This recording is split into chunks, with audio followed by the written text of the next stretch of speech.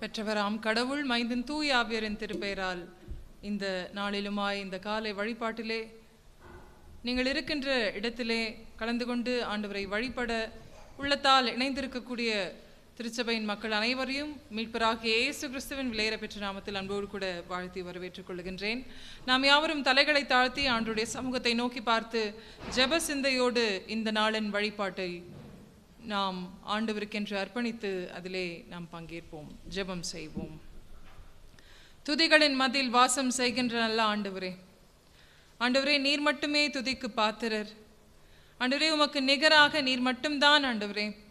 அப்பா உம்முடைய சர்வ வல்லமை கொண்டு கர்த்தாவே, அப்பா இந்த முழு உலகத்தையும் படைத்து ஆண்டவரே அதை இயக்கவும் ஆண்டவரே உம்முடைய நாமத்தை படைப்புகள் அனைத்தும் மகிமைப்படுத்தவும் இன்றுமாய் கூட ஆண்டவரே உம்முடைய வாழ்வை நீர் புதுப்பித்து தந்திருக்கின்றே, அதற்காக ஸ்தோத்திரிக்கின்றோம். அனைத்து படைப்புகளோடு இணைந்து கர்த்தாவே, அப்பா நீர் எங்கள் வாழ்வை ஆண்டவரை மீட்டு தந்ததை எண்ணி பார்த்து நன்றி நிறைந்த ஒரு உள்ளத்தோடு மகிழ்ச்சியோடும் ஆண்டவருக்கு கர்த்தாவே கருத்தோடு ஆண்டவரே நாங்கள் உம்முடைய சந்நிதியை நாடும்படி இந்த நாளிலுமாய் நீர் எங்களை வழி நடத்தி வந்திருக்கின்றீரே, அதுக்காக ஸ்தோத்திரிக்கின்றோம். ஆண்டவரே இந்த இணையதள வழிபாட்டின் வழியாக ஆண்டவரே கலந்து கொள்ளுகின்ற ஒவ்வொரு உள்ளங்களையும் உடைய சமூகத்துக்குள்ளே நாங்கள் தாழ்த்தி ஒப்புக் கொடுக்கின்றோம். பொருள் நிறைந்த ஒரு வழிபாட்டிலே நாங்கள் பங்கேற்பதற்கு ஆண்டவரே இந்த வழிபாட்டு முழுவதையுமாய் உம்முடைய தூய ஆவியரின் பிரசனத்தை கொண்டு நீர் ஆளுகை செய்து ஆண்டவரே நீர் எங்கள் ஒவ்வொருவரையும் நீர் வழிநடத்தி ஆசீர்வதித்திட வேண்டுமாய் மீட்பராகிய இயேசு கிறிஸ்துவின் விலையேற பெற்ற நாமத்தில் வேண்டிக் கொள்ளுகின்றோம். அன்பு நிறைந்த நல்ல ஆண்டவரே, ஆமேன். இவ்வழிபாட்டிற்கு தொடக்கமாக நாம் யாவரும் இணைந்து நம்முடைய கிறிஸ்தவ பாமாலைகளிலே 211 பாடல் தேசத்தார் யாரும் வந்து என்ற பாடலை பாடி நாம் ஆண்டவரை போற்றி துதிப்போம்.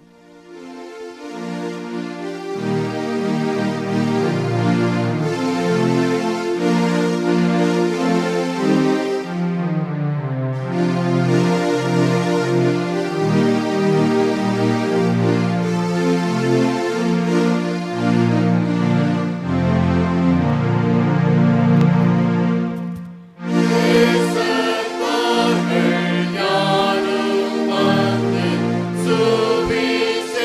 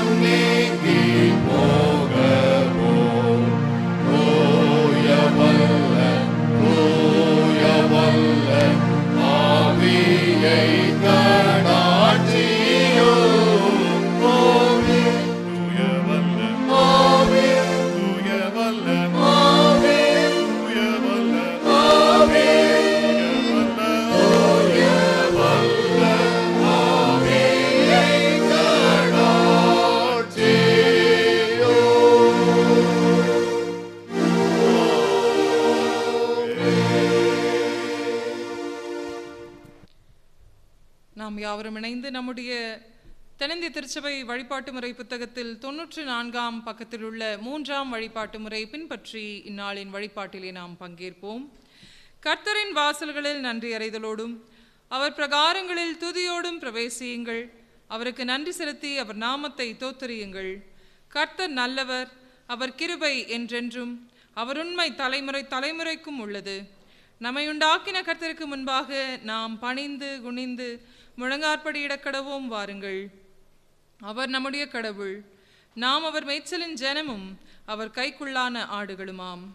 கர்த்தருடைய பர்வதத்தில் ஏறுபவன் யார்? அவருடைய பரிசுத்த ஸ்தலத்தில் நிற்பவன் யார்? சுத்தமுள்ள கைகளும் மாசற்ற இருதயம் உடையவனாய் வீணானதை பற்றி கொள்ளாமலும் கபடாய் ஆணையிடாமலும் இருக்கிறவனே. நமது கடவுளாகிய ஆண்டவருக்கோ மிகுந்த இரக்கமும் மன்னிப்பும் உரியது. நாம் அவருக்கு விரோதமாய் துரோகம் செய்தோம். நமது கடவுளாகிய கர்த்தரின் சொல்லுக்கு செவிகொடாமற் போனோம். தமது ஊழியராகிய தீர்க்கதரிசிகளை கொண்டு அவர் நமக்கு முன்பாக வைத்த அவருடைய பிரமாணங்களின்படி நாம் நடக்கவில்லை.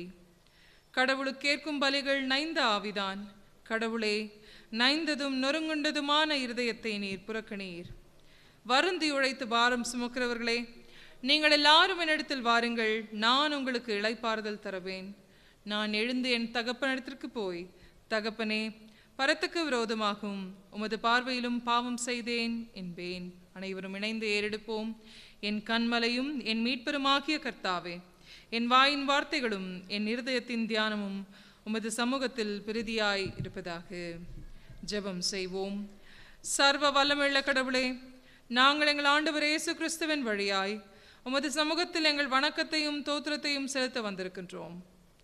எங்கள் பாவங்களை உண்மையாய் அறிக்கை செய்யவும் மற்றவர்களுக்காகவும் எங்களுக்காகவும் ஜெபிக்கவும் உதவி செய்தருளும்.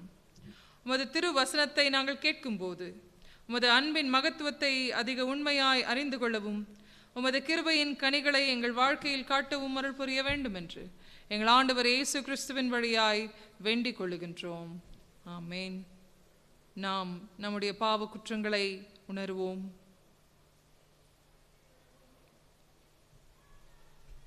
ஆண்டவர் உணர்த்தக்கூடிய நம்முடைய பாவ செயல்பாடுகள் நம்முடைய திருச்சபையின் உறவுகளிடையே இருக்கக்கூடிய மேலோட்டமான உறவு நிலைகள் ஐக்கியத்தை பலப்படுத்த நாம் தவறியிருப்போமானால் நம் குற்றங்களை உணர்வோம். நம்முடைய குடும்பத்தில் சமாதானம் இழந்து போகும்படி நம்முடைய சிந்தைகளும் நம்முடைய சொற்களும் நம்முடைய செயல்பாடுகளும் காரணமாயிருந்திருக்குமானால் இவ்வேளையிலே நம்முடைய குற்றங்களை உணர்ந்து பார்த்து ஆண்டவருடைய சமூகத்திலே மனத்தாழ்மையாய் அறிக்கை செய்வோம். ஆண்டவரிடம் மன்னிப்பை எதிர்நோக்கி ஆண்டவருடைய இரக்கத்திற்கென்று காத்திருக்கின்ற நாம் அந்த மன்னிப்பையும் இரக்கத்தையும் நம்முடைய அயலாருக்கு அல்லது நம்முடைய உறவுகளுக்கு வெளிப்படுத்த நாம் தவறியிருப்போமானால் நம் குற்றங்களை நாம் உணர்வோம். இவ்வேளையிலே நம்முடைய தனிப்பட்ட குற்றங்களையும் ஆண்டவருடைய சமூகத்திலே உணர்ந்து நாம் அறிக்கை செய்வோம்.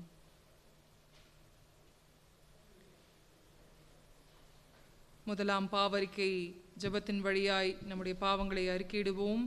கடவுளே, உமது கிருபையின்படி எனக்கு இரங்கும். உமது இரக்கங்களின் பெருக்கத்துக்கு தக்கபடியே என் மீறுதல்களை அழித்துவிடும். என் அக்கிரமம் நீங்க என்னை முற்றிலும் கழுவி அருளும். என் பாவமர என்னை சுத்திகரியும். என் மீறுதல்களை நான் உணர்கிறேன். என் பாவம் எப்பொழுதும் எனக்கு முன் நிற்கிறது.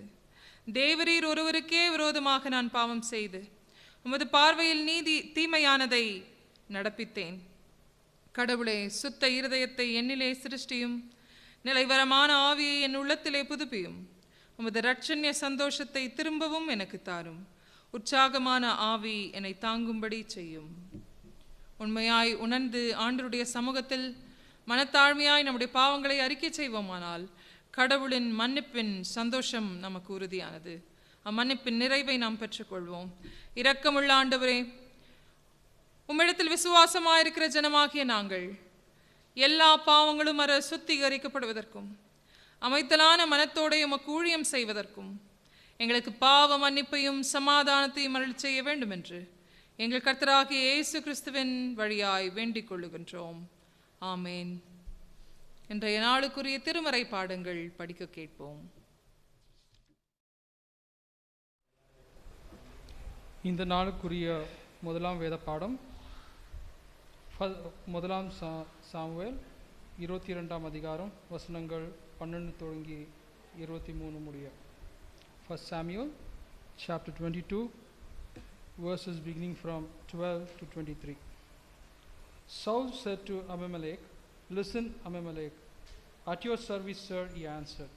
Saul asked him, "Why are you and David plotting against me? Why did you give him some food and a sword and consider God for me? Now he has turned against me and is waiting for a chance to kill me." Ahimelech answered, "David is the most faithful officer in you have. He is your own son-in-law, the captain of your bodyguard, and highly respected by everyone in the royal court. Yes, I consulted God for him, and it wasn't the first time. As for plotting against you, your majesty must not accuse me or anyone else in my family. I don't know anything about this matter." The king said, "Abimelech, you and all your relatives must die." Then he said to the guards standing near him, "Kill the Lord's priests." They conspired with David and did not tell me that he had run away, even though they knew it all along. But the guards refused to lift a hand to kill the Lord's priests. So Saul said to Doeg, "You kill them." And Doeg killed them all. On that day he killed 85 priests who were qualified to carry the ephod. Saul also ordered all the other inhabitants of Nob, the city of priests, to be put to death. Men and the women, the children and the babies, cattle, donkeys and sheep, they were all killed. But Abiathar, one of Abimelech's sons, escaped and went and joined David. He told him how Saul had slaughtered the priests of Lord. David said to him, "When I saw Doeg there that day, I knew that he would be sure to tell Saul. So I am responsible for the death of all the relatives. Stay with me and don't be afraid. Saul wants to kill both you and me, but you will be safe with me." Here ends the words. Thanks be to the God.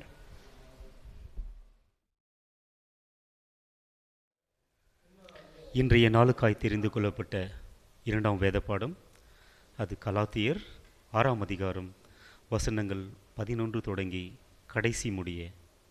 கலாத்தியர் 6 அதிகாரம் வசனங்கள் 11 துவங்கி கடைசி முடிய.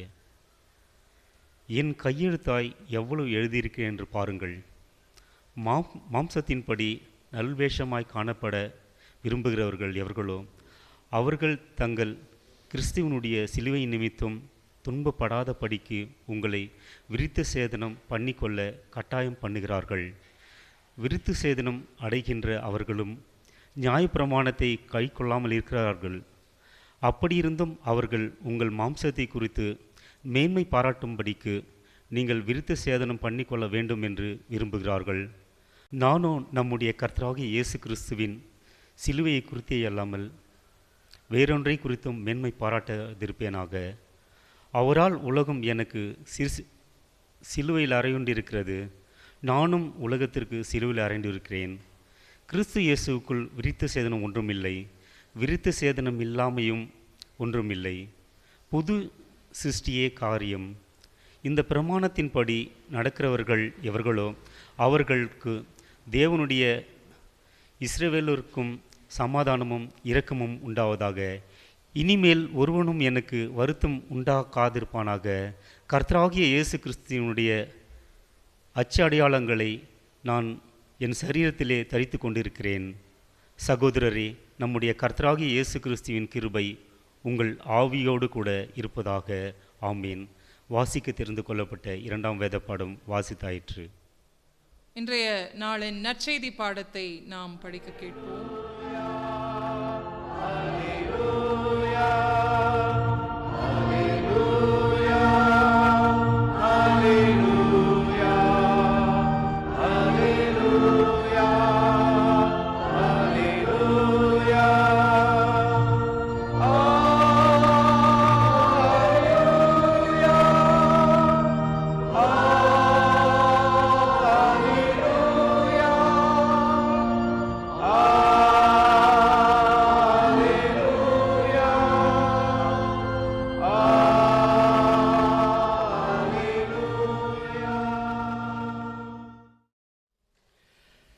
நாளுக்கென்று கொடுக்கப்பட்ட 3ஆம் வேத பாடம் பரிசுத்த யோவான் எழுதின சுவிசேஷம் 21ஆம் அதிகாரம் 15 19 வரை.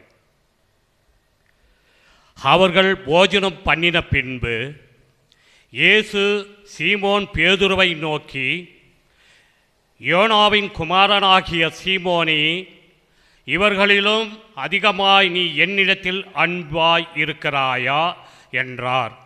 அதற்கு அவன், ஆம் ஆண்டவரே, உம்மை நேசிக்கிறேன் என்பதை நீர் அறிவீர் என்றான். அவர் என் ஆட்டுக்குட்டிகளை மேய்ப்பையாக என்றார். 2ஆம் தரம் அவர் அவனை நோக்கி, யோனாவின் குமாரனாகிய இயேசுவே, நீ என்னிடத்தில் அன்பாய் இருக்கிறாயா என்றார். அதற்கு அவன், ஆம் ஆண்டவரே, உம்மை நேசிக்கிறேன் என்பதை நீர் அறிவீர் என்றான். அவர் என் ஆடுகளை மேய்ப்பையாக என்றார். 3ஆம் தரம் அவர் அவனை நோக்கி, யோனாவின் குமாரனாகிய சீமோனே, நீ என்னை நேசிக்கிறாயா என்றார். என்னை நேசிக்கிறாயா என்று அவர் 3ஆம் தரம் தன்னை கேட்டபடியினாலே பேதுரு துக்கப்பட்டு, ஆண்டவரே, நீர் எல்லாவற்றையும் அறிந்திருக்கிறீர், நான் உம்மை நேசிக்கிறேன் என்பதையும் நீர் அறிவீர் என்றார். இயேசு என் ஆடுகளை மேய்ப்பையாக என்றார்.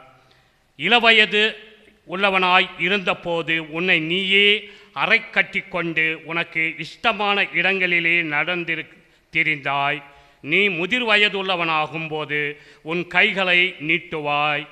வேறொருவன் உன் அறையை கட்டி உனக்கு இஷ்டமில்லாத இடத்துக்கு உன்னை கொண்டு போவான் என்று மெய்யாகவே மெய்யாகவே உனக்கு சொல்கிறேன் என்றார். இன்னவிதமான மரணத்தினாலே அவன் தேவனை மகிமைப்படுத்த போகிறார் என்பதை குறிக்கும்படியாக இப்படி சொன்னார். அவர் இதை சொல்லிய பின்பு அவனை நோக்கி, என்னை பின்பற்றியவா என்றார். கிறிஸ்துவே, உமக்கு ஸ்தோத்திரம் உண்டாவதாக. அருளுரைக்கு ஆயத்தமாக நாம் யாவரும் இணைந்து கிறிஸ்தவ கீர்த்தனைகளில் 157ஆம் பாடல், என்னையும் உமது ஆட்டின் மந்தையோடு ஏற்று காத்திடும் இயேசுவே என்ற பாடலை பாடி ஆண்டவரை போற்றி துதிப்போம்.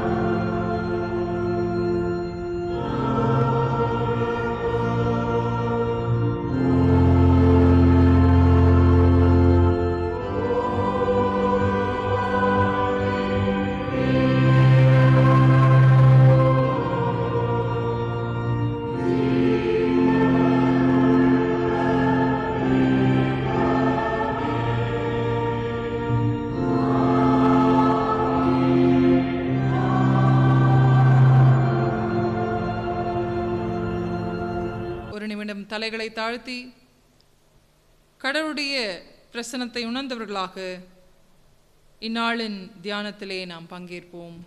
ஜெபம் செய்வோம். எங்களை அதிகமாய் நேசித்து வழிநடத்துகின்ற நல்ல ஆண்டவரே, ஆண்டவரே, உம்முடைய வார்த்தைகள் பொன்னிலும் பசும் பொன்னிலும் விரும்பத்தக்கதாய் விலையேற பெற்றதாய் இருக்கின்றது என்பதை உணர்ந்து உம்மை போற்றுகின்றோம். ஆண்டவரே, உம்முடைய வாக்குகள் ஒவ்வொன்றும் எங்களுடைய வாழ்விலிருந்து நிறைவேற்ற ஆவலாய் இருக்கின்றதை எண்ணி பார்த்து உம்மை நாங்கள் போற்றுகின்றோம். இந்நாளின் தியான வேளையை உம்முடைய சமூகத்திற்குள்ளாக நாங்கள் தாழ்த்தி ஒப்புக் கொடுக்கின்றோம்.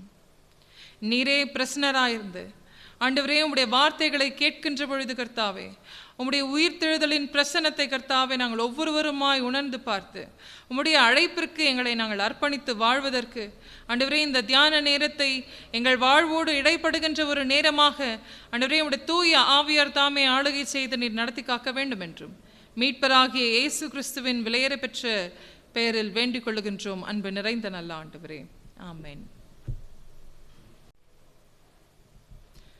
இன்றைய நாளின் தியானத்திற்கென்று நம்முடைய தென்னிந்திய திருச்சபையின் முறைமையின்படி நமக்கு கொடுக்கப்பட்டிருக்கின்ற தலைப்பு ordained ministry marked by the wounds of Christ.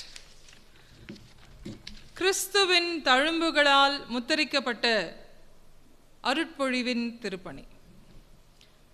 அது ஆர்டைன்ட் மினிஸ்ட்ரி என்று சொல்லுகின்ற பொழுது அபிஷேகம் பெற்ற திருப்பணி என்று சொல்லியும் சொல்லலாம்.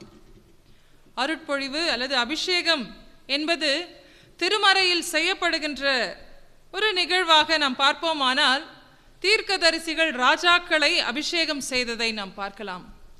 ஆண்டவராகிய இயேசு கிறிஸ்துவை ஒரு பெண் தைலத்தை கொண்டு அபிஷேகத்ததை நாம் பார்க்கலாம். அப்பொழுது அபிஷேகம் செய்யப்படுகின்ற அல்லது அருட்பொழிவு செய்யப்படுகின்ற ஒரு பணி என்பது அந்த ஆர்டினேஷன் என்று சொல்லக்கூடிய அந்த பொருளின் அர்த்தத்தை நாம் கவனிப்போமானால் ஒரு நபர் அல்லது படைப்பு ஏதோ ஒரு உன்னதமான ஒரு குறிப்பிட்ட நோக்கத்திற்கென்று ஆண்டவருடைய திட்டத்தை நிறைவேற்றும்படி அதிகாரத்தோடு ஆண்டவரால் நியமிக்கப்படுகின்ற ஒன்றுதான் இந்த ஆர்டினேஷன் அல்லது அருட்பொழிவு என்பது. அந்த அருட்பொழிவின் திருப்பணி என்பது ஆண்டவர் ஒவ்வொருவருக்கும் ஒவ்வொரு அழைப்பை தந்து ஒரு நோக்கத்தை நிறைவேற்றும்படி ஆண்டவர் அவர்களை ஆற்றல் படுத்துகின்ற கடவுளாக இருக்கிறார். இந்த பாஸ்டரல் மினிஸ்ட்ரி அல்லது ஆர்டைன்ட் மினிஸ்ட்ரி என்று சொல்லப்படுகின்ற பொழுது அங்கு நாம் இன்றைய தலைப்பில் நாம் கவனிக்கத்தக்க ஒரு காரியம் என்னவென்றால், அந்த அருட்பொழிவின் திருப்பணி ஆண்டவராகிய இயேசு கிறிஸ்துவின் தழும்புகளினால் முத்திரிக்கப்பட்டிருக்க வேண்டும் என்று சொல்லப்படுகின்றது. அப்போ அந்த இயேசுவின் காயங்கள் என்று சொல்லுகின்ற பொழுது அந்த காயங்கள் எதை நம்முடைய வாழ்வில் தொடர்பு படுத்துகின்றது என்று நாம் கவனிப்போமானால் திருமறையின் அடிப்படையில் அந்த காயங்களை கண்டு விசுவாசத்திலிருந்து விலகி இருக்கின்றவர்கள் அல்லது குழம்பிய ஒரு நிலையில் பயத்துடன் இருக்கக்கூடிய தோமாவுக்கு ஆண்டவர் தன்னுடைய காயங்களை தொட்டு பார்க்க அவர் அனுமதிக்கின்றார். அப்போ அந்த காயம் என்பது உண்மையிலேயே நம் தனிப்பட்ட வாழ்வில் ஆண்டவரை நாம் உணர்ந்து பார்க்கும்படி ஆண்டவர் தான் மெய்யான கடவுள் என்பதை வெளிப்படுத்துவதன் ஒரு அடையாளமாக அந்த காயம் இருக்கிறது. அந்த காயம் நமக்காக ஆண்டவர் பாடுகளை அனுபவித்து தம்முடைய இரத்தத்தை சிந்தி நம்மை மீட்டெடுத்து திருச்சபையாக நாம் இருக்கின்றோம் என்பதை வெளிப்படுத்துகின்றது. அந்த காயங்கள் ஆண்டவருடைய தழும்புகளினாலே நாம் சுகமாகின்றோம் என்று சொல்லி நம்முடைய பாவத்திலிருந்து விடுபட்ட ஒரு வாழ்வுக்கு நம்மை தூய்மையாக்கக்கூடிய வல்லமைகள் ஆண்டவருடைய தழும்புகளுக்கு அல்லது ஆண்டவருடைய காயங்களுக்கு உண்டு என்பதை, நம்முடைய உடல் சார்ந்த பலவீனத்தையும் அது சரிப்படுத்தக்கூடிய ஒரு சுகமளிக்கின்ற ஒரு வல்லமை நிறைந்த ஒரு காயமாக இருக்கின்றது என்பதையும் உணர்தல் அவசியம். அப்போ அருட்பொழிவின் திருப்பணி என்பது ஆண்டவருடைய வல்லமையை வெளிப்படுத்துகின்ற ஒரு முத்திரிக்கப்பட்ட ஒரு திருப்பணியாக அது இருத்தல் வேண்டும். அப்படி இந்த அருட்பொழிவின் திருப்பணியில் பல்வேறு கோணங்கள் நாம் பார்க்கலாம். அல்லது நமது பல சமய சூழ்நிலைகளில் அல்லது பல்வேறு மதங்களை பின்பற்றக்கூடிய ஒரு சமூகத்தில் வாழ்ந்து கொண்டிருக்கின்ற நாம் அந்த சமயம் சார்ந்த அல்லது ரிலீஜியஸ் ஆக்டிவிட்டியை செய்யக்கூடிய, அந்த சமயம் சார்ந்த ஒரு செயல்பாடுகளை செய்யக்கூடியவர்களுக்கு பல்வேறு பெயர்கள் உண்டு. என்ன அக்ஷகர் என்று சொல்லி அழைப்பார்கள், அது பூசாரி என்று சொல்லி அழைப்பார்கள். அது சடங்குகளை நிறைவேற்றக்கூடிய சமயம் சார்ந்த ஒரு செயல்பாடு மட்டுமே குறிக்கக்கூடிய ஒரு சொற்கள் தான் அது. மாறாக இங்கு நாம் பார்க்கலாம், இந்த ஆர்டைன் மினிஸ்ட்ரி அல்லது அபிஷேகம் பண்ணப்பட்டவர்களுடைய திருப்பணி, பிரெஸ்பிட்டர் அல்லது பாஸ்டர் என்பவர்களுடைய திருப்பணி என்பது அது ஒரு மல்டி ஃபெசட்டட் ஒரு ரெஸ்பான்சிபிலிட்டி. அதாவது பல்வேறு கோணங்களை கொண்ட ஒரு பொறுப்பு மிகுந்த ஒரு திருப்பணி ஆகும். ஆற்றல் அற்றவர்களை அல்லது பலவீனமாய் ஆண்டவருடைய ஒரு ஒரு சமாதானத்திற்காக காத்திருக்கிறவர்களுக்கு தேற்றக்கூடிய ஒரு ஆற்று பணி ஆகும். It is a ministry of comfort and counselling. அதே நேரம் கண்டித்து உணர்த்தக்கூடிய ஒரு தீர்க்க தரிசன உரைக்கக்கூடிய ஒரு ப்ராஃபட்டிக் மினிஸ்ட்ரி ஆகும். அது நாம் நீதிக்கேற்ற ஒரு செயல்பாடுகளில் ஈடுபட வேண்டும் என்று சொல்லி நம்மை தூண்டக்கூடிய ஒரு திருப்பணி ஆகும். அது ஆண்டவருடைய மந்தையை பாதுகாத்து பராமரிக்கக்கூடிய ஒரு திருப்பணி ஆகும். அப்படி வெவ்வேறு கோணங்களில் நாம் சொல்லிக்கொண்டே போகலாம். அடிமைத்தனம் படுத்தக்கூடிய அல்லது அடிமைத்தனத்தில் வாழ்ந்து கொண்டிருக்கிறவர்கள் விடுதலையை வாழ்வை கண்டுகொள்ள நாம் விடுதலையின் கருவியாக செயல்படுகின்ற ஒரு திருப்பணி இந்த அருட்பொழிவின் திருப்பணி ஆகும். இப்படி பல்வேறு நிலைகளில் ஆண்டவருடைய திருப்பணியை செய்யக்கூடியவர்களுக்கு ஒரு சில காரியங்கள் நம்மிலிருந்து ஆண்டவர் எதிர்பார்க்கின்றார். அது முதலாவது ஒரு காரியம், நாம் நம்மை குறித்து பெருமை பாராட்டாமல் ஆண்டவருடைய சிலுவையின் பாடுகளை குறித்து நாம் பெருமை பாராட்டும்படி அழைக்கப்படுகின்றோம். நாம் படிக்க கேட்ட கலாத்தியர் புத்தகத்திலே 6ஆம் அதிகாரம் 14ஆம் வசனத்திலே நாம் பார்க்கின்றோம், நம்மைக்குரிய எல்லா காரியங்களிலும் நாம் சிலுவையில் நம்மில் உலகமும் நாம் உலகத்தோடும் இருக்கக்கூடிய அந்த உறவில் நாம் நமக்குரிய காரியங்களை சிலுவையில் அறையும்படி அழைக்கப்படுகின்றோம். We need to crucify ourselves in the world, I to the world and the world in me. எனக்குள் இருக்கின்ற உலகம் சார்ந்த காரியங்களை நான் சிலுவையில் அறையும்படி அழைக்கப்படுகின்றேன். அல்லது உலகத்தில் இருக்கக்கூடிய காரியங்களில் என்னில் இருக்காதபடிக்கு அந்த உலக காரியங்களை சிலுவையில் அறையும்படி அழைக்கப்படுகின்றேன். அப்போ உலகம் சொல்லும் பொழுது அது தீமையா?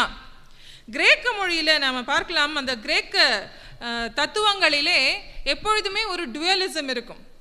கடவுளுக்கு ஏற்றவை, உலகத்திற்கு ஏற்றவை என்று சொல்லி. அப்போ அல்லது பூமி வானம், அல்லது பரலோகம் பூலோகம் என்று சொல்லி வெவ்வேறு நிலைகளில் ஒரு டுவலிசம் நம்ம பார்க்கலாம். இங்கு இந்த கலாத்தியருக்கு எழுதின கடிதத்திலே பவுல் சொல்லுகின்ற அந்த விளக்கங்களில் நாம் பார்க்கின்ற பொழுது உலகத்திற்கு அடுத்த காரியங்களை நாம் சிலுவையில் அறையும்படி அழைக்கப்படும். அப்போ உலகத்தில் இருக்கக்கூடிய உலகம் என்பதே ஒட்டுமொத்த ஒரு பார்வையில் அது தீமையானதா என்ற ஒரு கேள்வியை நம்ம எழுப்பி பார்ப்பது அவசியம். அப்படி பார்த்தோன்னா யோவான் 3:16 என்ன சொல்லப்பட்டிருக்கிறது? தேவன் தம்முடைய ஒரே பேரான குமாரனை விசுவாசிக்கிறவன் எவனோ அவன் கெட்டு போகாமல் நித்திய ஜீவனை அடையும்படிக்கு அவரை தந்தருளி இவ்வளவாய் உலகத்தில் அன்பு கூர்ந்தார் என்று சொல்லப்படுகிறது. அப்போ உலகம் என்று சொல்லுகின்ற பொழுது ஆண்டவர் உலகத்தை நேசிக்கின்றார். அப்படி நாம் பார்க்கக்கூடிய உலகில் இருக்கக்கூடிய காரியங்கள் பாவ அடிமைதனத்திற்கேற்ற காரியங்கள் அல்லது அசுத்தத்திற்கும் தீமைக்கும் துணை போகின்ற ஒரு காரியங்கள் இவ்வுலகில் நடைபெறுமானால், அல்லது விடுதலை வாழ்வுக்கு நேராக சுதந்திரமான ஒரு வாழ்வுக்கு நேராக நம்முடைய சிந்தனைகளை அடிமைப்படுத்தக்கூடிய காரியங்கள் இருக்குமானால், அந்த ரெல்ம் ஆஃப் வேர்ல்ட், அந்த உலகம் சார்ந்த ஒரு காரியங்களை நாம் சிலுவையில் அறையும்படியான ஒரு அழைப்பு இங்கு பவுல் கலாத்திய திருச்சபைக்கு குறிப்பிட்டு எழுதுகின்றதை நாம் கவனிக்க வேண்டும்.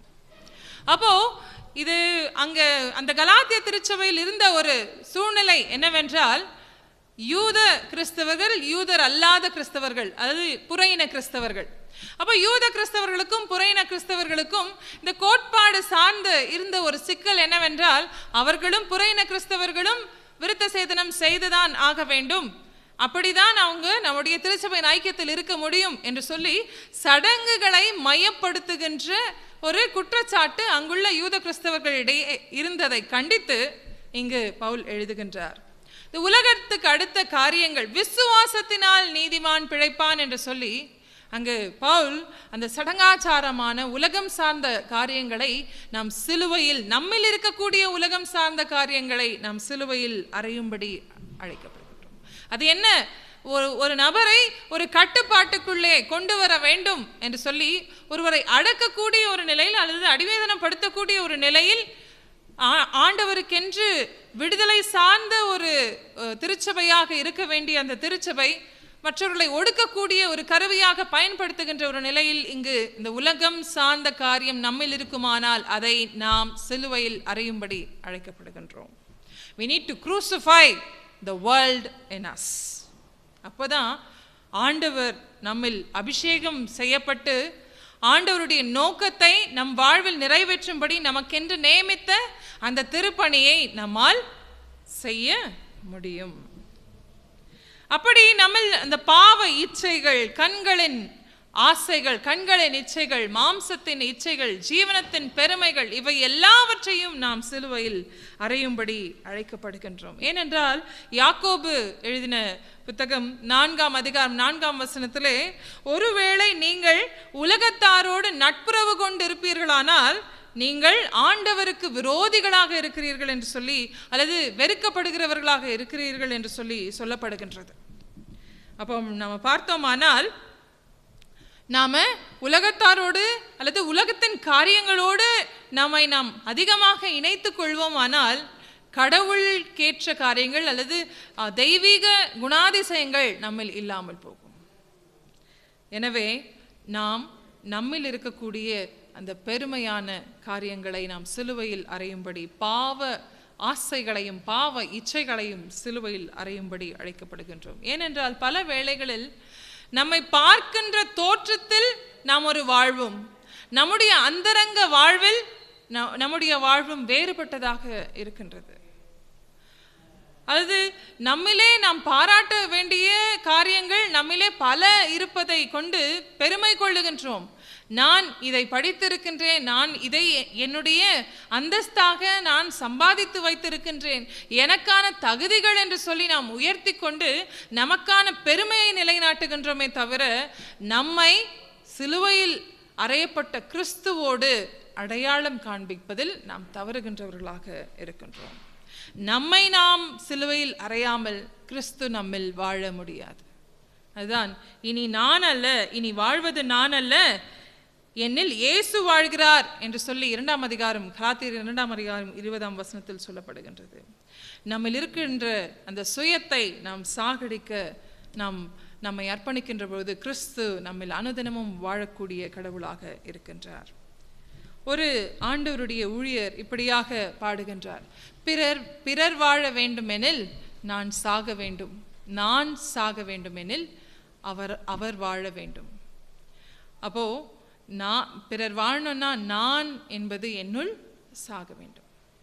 அப்பொழுதுதான் கிறிஸ்துவாகிய அவர் எனக்குள்ளே வாழ முடியும் என்று சொல்லுகின்றார். நம்முடைய வாழ்வில் சிலுவையில் நம்மை நாம் பெருமையாக சொல்லக்கூடிய எல்லா உலக பிரகாரமான காரியங்களில் சாகடிக்க நாம் ஆயத்தமாக இருக்கின்றோமா? அதில் சிலுவையில் அறையப்படுவதற்கு ஒப்படைக்க நாம் ஆயத்தமாக இருக்கின்றோமா? இரண்டாவது காரியம் என்னவென்றால், துன்புறவும் தைரியமாய் இருந்து கடவுளை சார்ந்திருக்க வேண்டும். எங்கெல்லாம் கிறிஸ்தவம் பறைசாற்றப்பட்டிருக்கின்றதோ, எங்கெல்லாம் நற்செய்திக்கென்று வைராக்கியமாய் நின்றார்களோ, வரலாற்று சார்ந்து நாம் பார்ப்போமானால் அங்கெல்லாம் துன்புறுத்தல் என்பது, பர்சிக்யூஷன் என்பது இருந்திருக்கிறது. அது தவிர்க்க முடியாத ஒன்றாக இருந்திருக்கிறது. பல பேர் இரத்த சாட்சிகளாக மரித்து ஆண்டவருக்கென்று வைராக்கியமான விசுவாசத்தை காத்து கொண்டதை நாம் வரலாற்றிலே காண முடியும். பல்வேறு உதாரணங்கள் நம்மால் எடுத்து சொல்லிக்கொண்டே இருக்க முடியும். மரிக்கின்ற வரையிலுமாய் ஆண்டவரை பின்பற்றி, அது மரிக்கின்ற பொழுதும் ஆண்டவருக்கென்று இரத்த சாட்சியாக மரித்து ஆண்டவருக்கென்று சாட்சியாக வாழ்தல் ஒரு புறம், அனுதினமும் அவருக்கென்று சாட்சி மிகுந்த ஒரு வாழ்க்கை வாழ்வதென்பதும் இன்னொரு சவால் நிறைந்த ஒரு காரியம். இப்போ பேதுருவுக்கு ஆண்டவராகிய இயேசு கிறிஸ்து உடனிருந்த பொழுது ஆண்டவரோடு இணைந்து திருப்பணி செய்வதையும் ஆண்டவர் செய்த அருஞ்செயல்களுக்கு அவர் சாட்சி பகர்வதையும் அது மிக எளிதாக இருந்திருக்கிறது. ஆனால் அதுவே ஆண்டவர் இல்லாத போது ஆண்டவருக்கு சாட்சி பகருகின்ற ஒரு காரியம் என்பது சவாலாக மாறிவிடுகிறது. உலக ரீதியாக அல்லது உலக பிரகாரமாக ஆண்டவராகிய இயேசு கிறிஸ்து இந்த பூமியிலே தங்கியிருந்த பொழுது இயேசுவோடு தன்னை அடையாளம் காண்பித்துக் கொள்வதில் பேதுருவுக்கு எந்த ஒரு சிக்கலோ அல்லது எந்த ஒரு பிரச்சனையோ இருந்தது கிடையாது. ஆனால் எப்பொழுது இயேசு தன்னை விட்டு இந்த சிலுவையின் பாடுகளுக்கு ஆண்டவர் தன்னை அர்ப்பணிக்க போகின்ற ஒரு சூழ்நிலையில் இயேசுவோடு அடையாளம் காண்பதில் பேதுருவுக்கு சிக்கல் இருந்தது. எவ்வேளையிலும் கடவுளை சார்ந்து இருப்பது, கடவுள் மீது நம்பிக்கையாய் இருக்கும்படி நாம் அழைக்கப்படுகின்றோம். நாம் படிக்க கேட்ட சங்கீதங்களின் புத்தகம் 56ஆம் சங்கீதத்திலே அந்த முன்னோட்டத்தை அல்லது அந்த அறிமுக வார்த்தைகளை நாம் கவனிப்போமானால், தாவீது அரசன் பெலிஸ்தியரால் சிறை பிடிக்கப்பட்டது அல்லது பிடிக்கப்பட்ட ஒரு சூழ்நிலையில் பாடப்பட்ட ஒரு பாடல். பல வேளைகளில் நாம சந்தோஷமா இருக்கிறப்போ ஆண்டவரை புகழ்ந்து பாடுவது என்பது மிக லேசான ஒரு காரியம். இங்கு தாவீது எப்பொழுது அந்த பாட்டை பாடுகிறார்? பெலிஸ்தியர் காத் என்னும் ஊரிலே தாவீதை பிடித்து வைத்திருக்கின்ற ஒரு சூழ்நிலையில் ஆண்டவரை போற்றி பாடுகின்ற ஒரு பாடல் அல்லது ஆண்டவருடைய உதவியை நாடி பாடுகின்ற ஒரு பாடல்.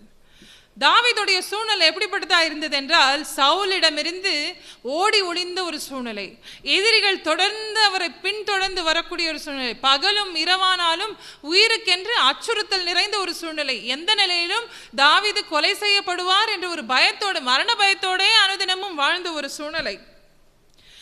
எதிரிகள் பின்தொடர்ந்து அவர் மீது போர் தொடுத்து அவரை ஒடுக்குகின்றதையே பணியாக கொண்டிருந்தார்கள். நம்ம அந்த சங்கீதத்தை நாம் ஆழ்ந்து படிப்போமானால், எவ்வேளையிலுமாய் அவருக்கு இழைப்பதையே தங்களுடைய வேலையாக கொண்டிருக்கின்ற ஒரு சூழ்நிலையில் தாவீதுடைய பிரச்சனை இருந்தது. அழுகையும் கஷ்டமும் பாடுகளும் அலைச்சலும் நிறைந்த ஒரு சூழ்நிலையில் வாழ்ந்த பொழுது இங்கே ஏறெடுக்கப்பட்ட ஒரு ஜெபமான இந்த பாடல் தான் இந்த சங்கீதம் 56ஆம் பாடல். அங்கு ஆண்டவருடைய இரக்கத்திற்காக பாடுகின்றார்.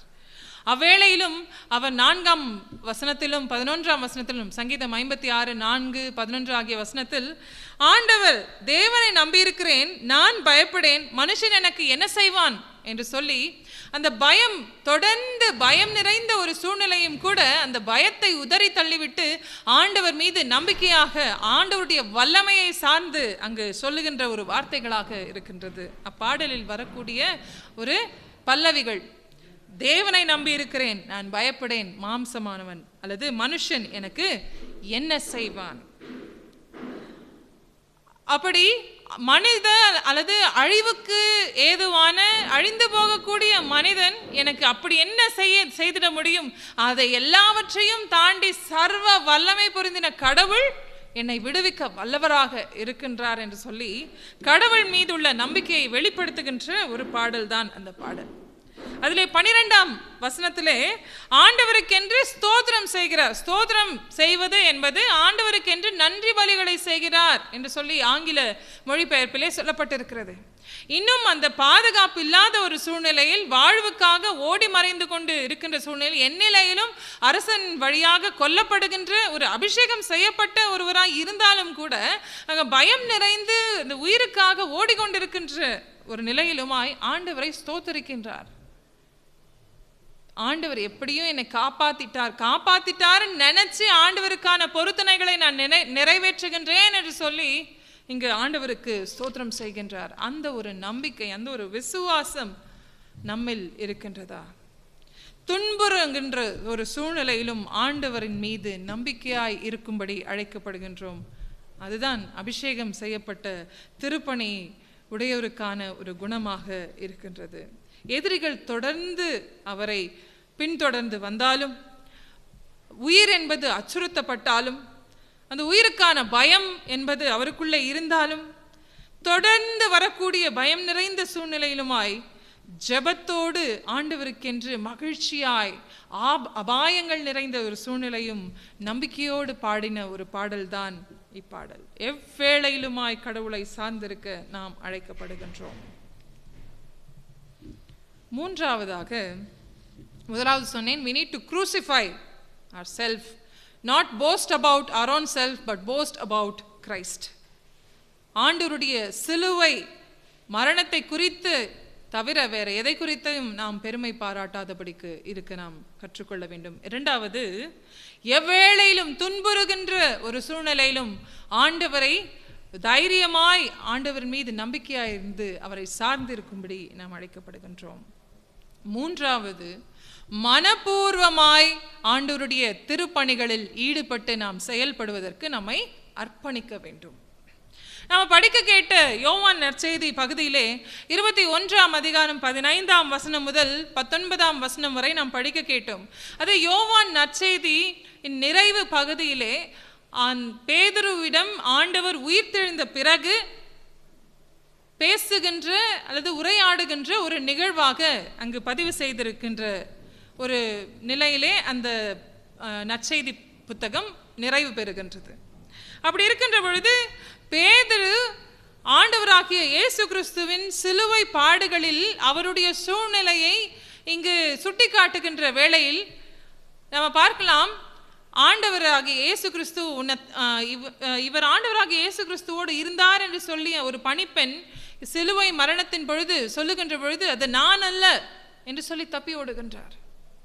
வேறு ஒரு இடத்தில் அதே போல இவரை ஆண்டவராகிய இயேசு கிறிஸ்துவோடு நான் கண்டிருக்கிறேன் சொல்லுகின்ற பொழுது அது நான் அல்ல என்று சொல்லி நான் அல்ல என்று சொல்லி நான் என்ற தன்னுடைய நிலைமையை அல்லது தன்னுடைய வாழ்வை பாதுகாக்கும்படி அது துன்புறுவதற்கு ஆயத்தமாக இல்லாத ஒரு நிலைகளில் ஆண்டவருடைய திருப்பணியில் ஆண்டவராகிய இயேசு கிறிஸ்துவோடு இருந்த பேதுருவை நாம் கவனித்தல் அவசியம். ஒருவேளை மீன் பிடித்து கொண்டிருக்கின்ற பொழுது முதலில் அழைக்கப்பட்ட ஒரு சீடனாக இருக்கலாம்.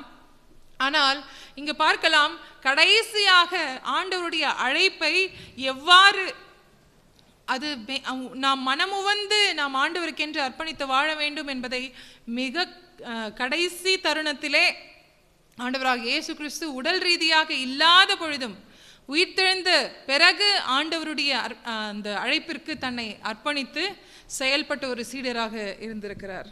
பேதுரு என்ற பெயர், பீட்டர் என்ற பெயருக்கு பெட்ரோஸ் என்று சொல்லப்படுகின்ற அந்த சொல் ஒரு கல்லை குறிக்கின்றதாகும்.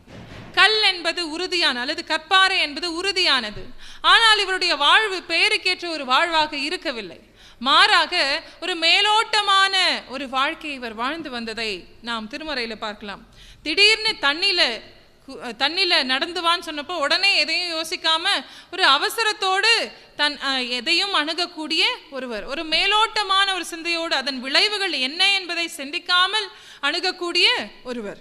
அப்படி இருக்கின்றவரை ஆண்டவர் ஒரு முற்றிலும் மாற்றம் கொண்டவராய், அங்கு தன்னிலே மாற்றத்தை அனுபவித்தவராய் ஆண்டவருடைய அருட்பொழிவின் திருப்பணியை செய்ய பேதுரு தன்னை அர்ப்பணித்ததை இங்கு நாம் கவனித்தல் அவசியம்.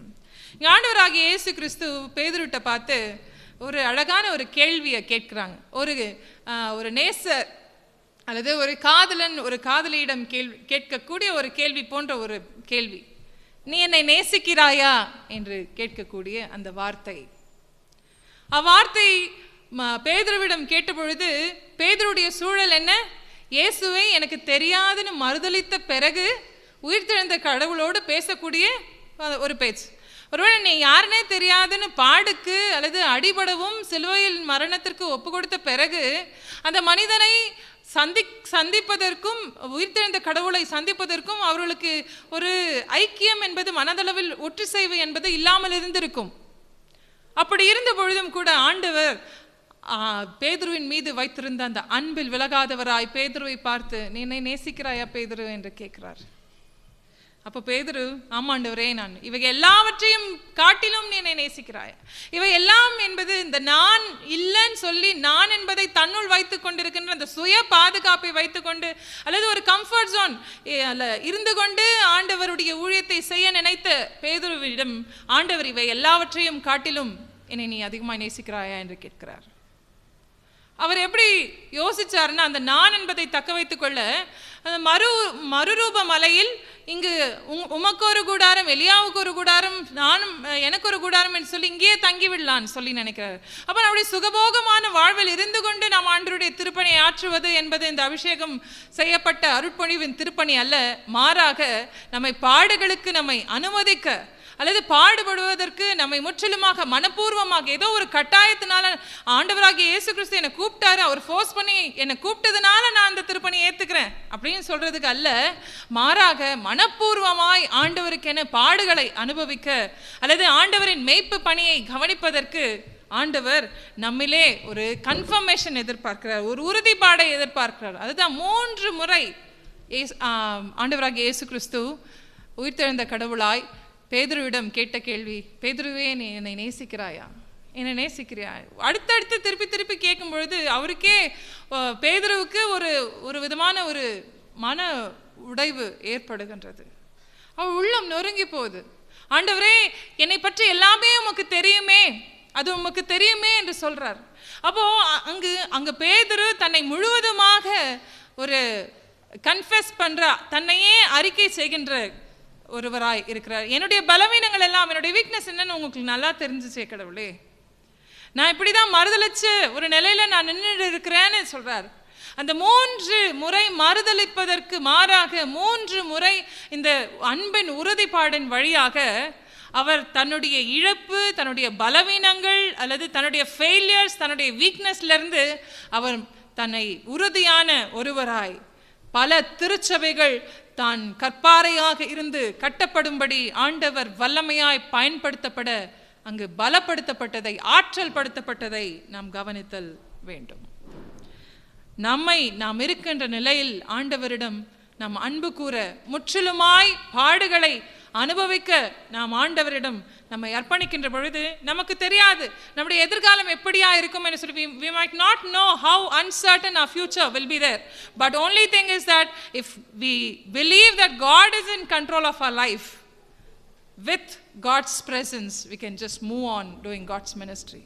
நம்முடைய எதிர்காலம் எப்படி இருக்கும் என்பது நமக்கு அறியாமல் இருக்கலாம். ஆனால் கடவுள் நம்முடைய வாழ்வை ஆளுகை செய்து கொண்டிருக்கிறார். கடவுளுடைய அன்பு நம்மை வழிநடத்தும்.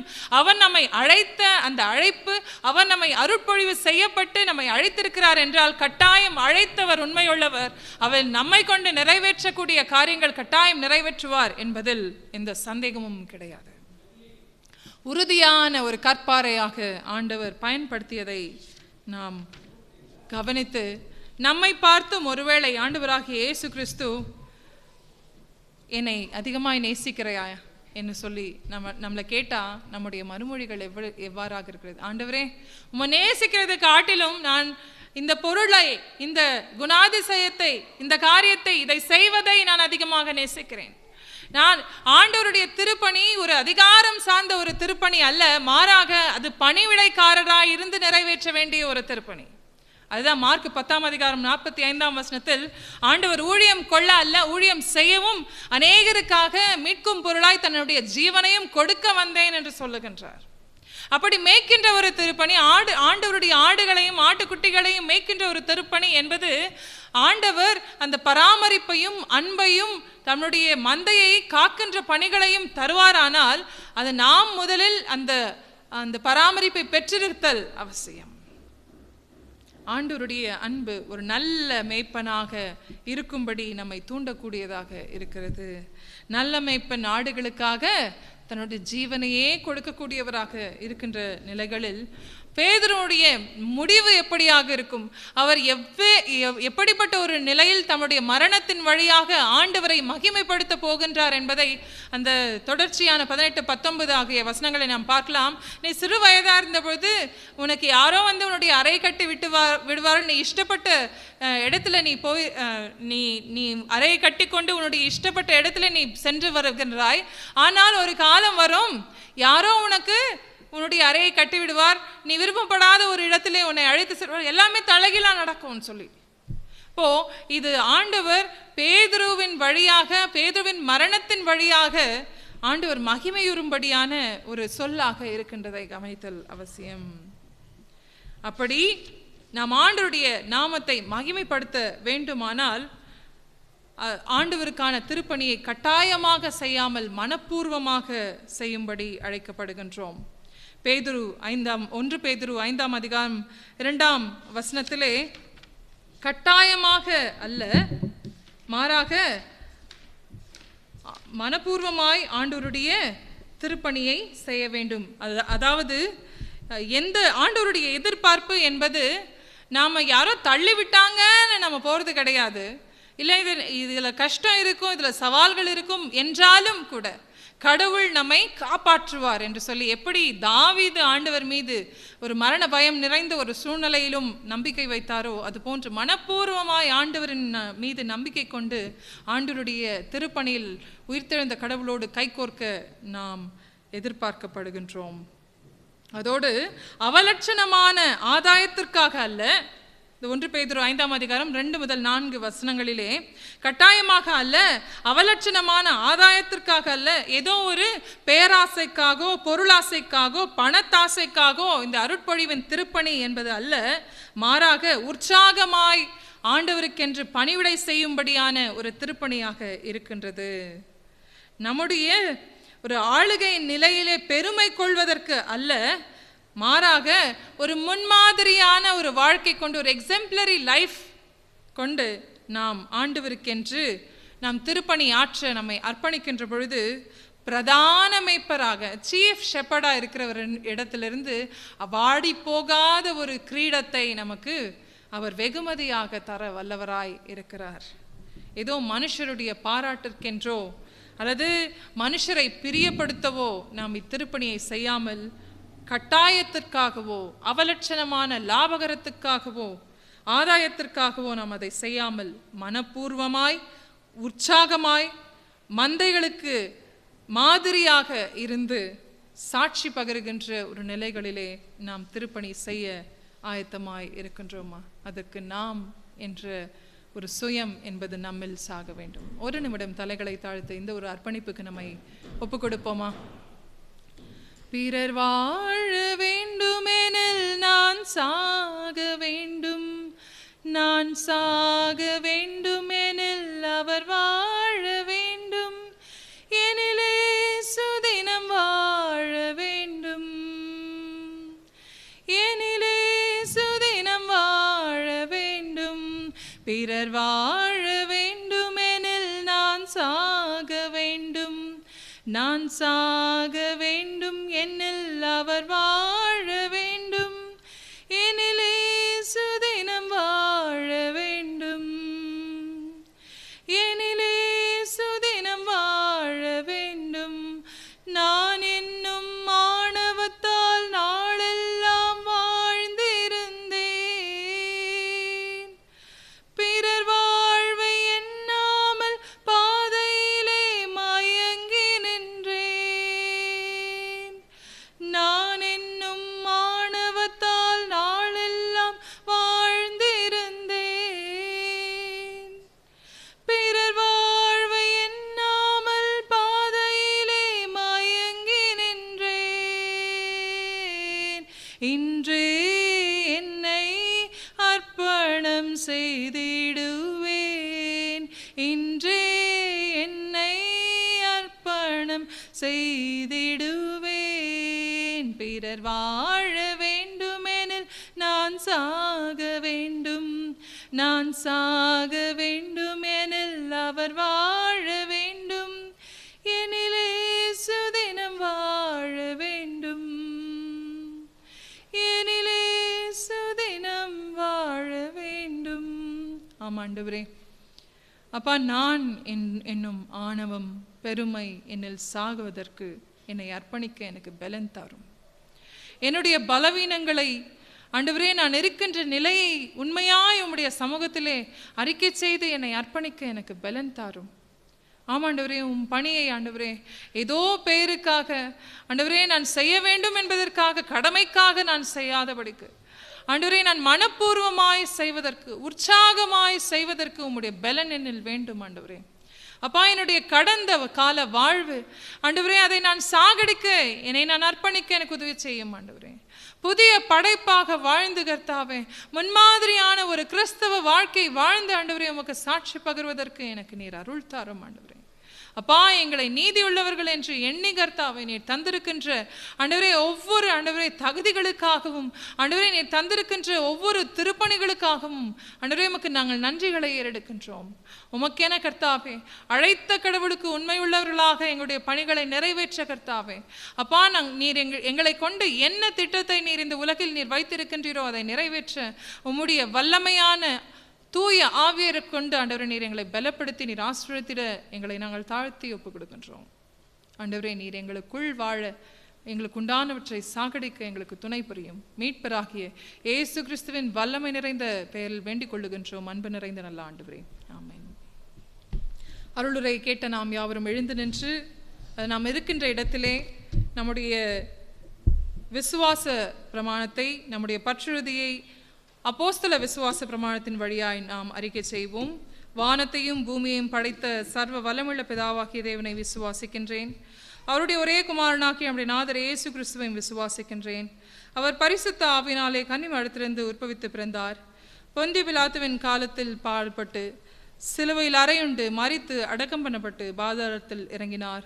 3ஆம் நாள் மரித்தோரிலிருந்து எழுந்தள்ளினார். பரமணத்திற்கேறி சர்வ வல்லமுள்ள பிதாவாகி தேவனுடைய வலது பரிசில் விட்டிருக்கிறார். அவரிடத்திலிருந்து உயிருள்ளோரையும் மரித்தோரையும் நியாயத்திற்கு வருவார். பரிசுத்த ஆவியும் விசுவாசிக்கிறேன். பொதுவாயிருக்கிற பரிசுத்த சபையும் பரிசுத்தவானுடைய ஐக்கியமும் பாவ மன்னிப்பும் சரீர உயிர்த்தெழுதலும் நித்திய ஜீவனும் உண்டென்று விசுவாசிக்கிறேன். ஆமென். திருச்சபையின் அறிவிப்புகளை படிக்க கேட்போம். சபையாருக்கான அறிவிப்புகள். 4வது ஞாயிறு வான்வழி வழியாக வீடுகள் தோறும் பார்த்து கொண்டிருக்கும் சபையார் அனைவருக்கும் திருச்சபையின் சார்பாக வாழ்த்துக்கள். கடந்த வாரம் பிறந்த நாள் மற்றும் திருமண நாளை கண்டவர்கள்: mister Devapalyam, mister Darius Das, mister Ramamoorthy C, mister George Eliot, mister Kanagaraj S, miss Sophia Lizzie, mister Samuel Santhakumar P, mister Aaron K, mister Yesupatham, master Stephen M, miss Jennifer M, mister Johnson Daniel, missus Malarvizhi, baby Catherine Mary, missus Sharon Ruth Principa, missus Ruby Gnanajothi, master Stephen Phillips, miss Nandini, mister Dasapal, mister Sam Rose Sundar Singh, master Aaron Daniel Rajkumar, mister Isaac Solomon B. இன்று பிறந்த நாளை காண்பவர் missus Mary Amendrakumar, missus Radhika, mister Suresh M, baby Raylin Rubini. திருமண நாளை காண்பவர்கள் missus and mister Alexander L. கடந்த வாரம் சேகரிக்கப்பட்ட காணிக்கை விவரங்கள்: subscription 3700, Sunday school fund 800 rupees, evangelism 1650, poor fund 2150, death relief fund 1900, undi collection 480, building fund 1900, building fund contribution 10,000, total 22,580. திருச்சபையின் தேர்தலுக்கான அறிவிப்பு. தென்னிந்திய திருச்சபை கர்நாடக மத்திய பேராயம், கருணாலயா திருச்சபை உதயநகர் பெங்களூர். நம்முடைய திருச்சபையின் பரிபாலன குழு தேர்தல் 2021, 2024 ஆகிய 3 ஆண்டுகளுக்கான கால அட்டவணையை நான் வாசிக்கின்றேன். The calendar of events for the election of pastorate committee of Karunalaya Church for the triennium 2021 to 2024. Approval of provisional voters list. Provisional voters list பரிபாலன குழுவினால் ஒப்புதல் பெறப்பட்ட நாள் அது மே மாதம் 30ஆம் தேதி 2021ஆம் தேதி அன்று நடைபெற்றது. Display of provisional voters list. Provisional voters list நம்முடைய அறிவிப்பு பலகையில் போடப்பட்ட நாள் மே மாதம் 31ஆம் தேதி 2021. Last date of addition and deletions in the voters list. voters லிஸ்டில் பெயர்கள் சேர்க்கப்படுதலும் பெயர்கள் திருத்தப்படுதலும் பெயர்களை நீக்கிவிடப்படுகின்ற நாள் ஜூன் மாதம் 29ஆம் தேதி 2021 மாலை 6 மணிக்குள்ளாக நடைபெற்றது. Display of final voters list. நிறைவான வாக்காளர் பட்டியல் ஃபைனல் voters லிஸ்ட் அறிவிப்பு பலகையில் போடப்பட்ட நாள் ஜூலை மாதம் 6ஆம் தேதி 2021. First notice of election. தேர்தலுக்கான முதல் அறிவிப்பு ஜூலை மாதம் 11ஆம் தேதி 2021 அன்று நடைபெற்றது. Second notice of election. தேர்தலுக்கான இரண்டாம் அறிவிப்பு அது ஜூலை மாதம் 18ஆம் தேதி 2021 அன்று நடைபெற்றது.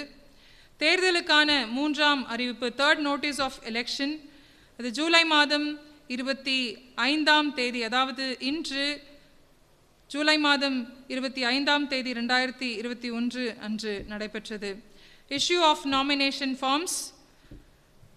வேட்பு மனுக்கள் தரப்பட்ட நாட்கள் அது ஜூலை மாதம் 11ஆம் தேதி, ஜூலை மாதம் 17ஆம் தேதி, ஜூலை மாதம் 18ஆம் தேதி 2021 ஆகிய நாட்களில் மாலை 5 மணி முதல் 7 மணி வரையிலுமாய் நடைபெற்றது. Filing of nomination forms. வேட்பு மனுக்கள் தாக்கல் செய்யப்பட்ட நாட்கள் ஜூலை மாதம் 11ஆம் தேதி, ஜூலை மாதம் 17ஆம் தேதி, ஜூலை மாதம் 18ஆம் தேதி மாலை 5 மணி முதல் 7 மணி வரையிலுமாய் நடைபெற்றது. Scrutiny and publication of list of nominations received. நாம் பெற்றுக்கொண்ட நாமினேஷன் ஃபார்ம்ஸ் உடைய பட்டியல் திருத்தம் செய்து வெளியிட்ட நாள் அது ஜூலை மாதம் 19ஆம் தேதி மாலை 4 மணிக்கு நடைபெற்றது. Withdrawal of nominations.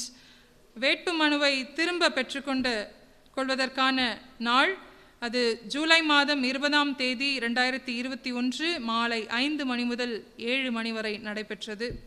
Display of list of eligible candidates.